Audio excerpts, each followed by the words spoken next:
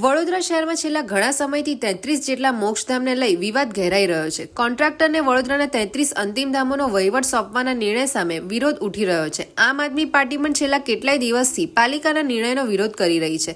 આમ આદમી પાર્ટીના અગ્રણી અને પૂર્વ કોર્પોરેટર પિન્ટલ રામી દ્વારા ફરી એક વખત પાલિકાની સ્મશાન નીતિ સામે સવાલો ઉઠાવ્યા હતા અને પાલિકામાં નર્યો ભ્રષ્ટાચાર થતો હોવાના આક્ષેપ સાથે તંત્ર મોક્ષધામને પણ છોડતા નથી તેવું જણાવી વિરોધ વ્યક્ત કર્યો હતો.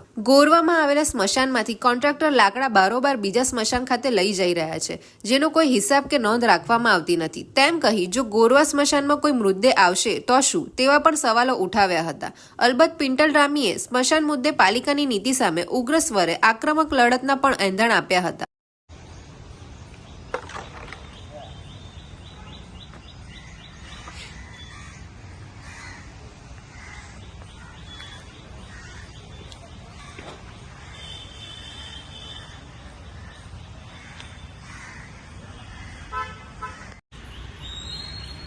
વડોદરા મહાનગરપાલિકા જાણે ભ્રષ્ટાચારનો અડ્ડો બની ગઈ હોય.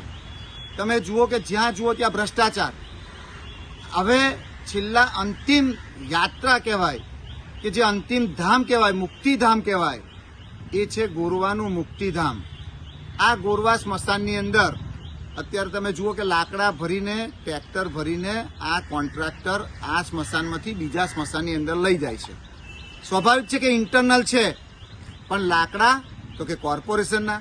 હવે કોર્પોરેશનને કોન્ટ્રાક્ટરે પૈસા ચૂકવવા પડે, પણ જો એનું તોલ માપ થાય તો, એનું રજીસ્ટર મેન્ટેન થાય તો, ના તો રજીસ્ટર મેન્ટેન થાય ના તોલ માપ થાય.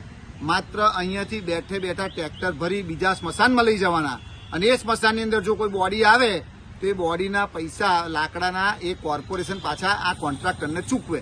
એટલે આડકતરી રીતે કાન ફરી ફરીને ગોલ ફરી અને ચોરી કરવાનું જે ષડયંત્ર છે એનો અમે સખત શબ્દમાં વિરોધ કરીએ છીએ.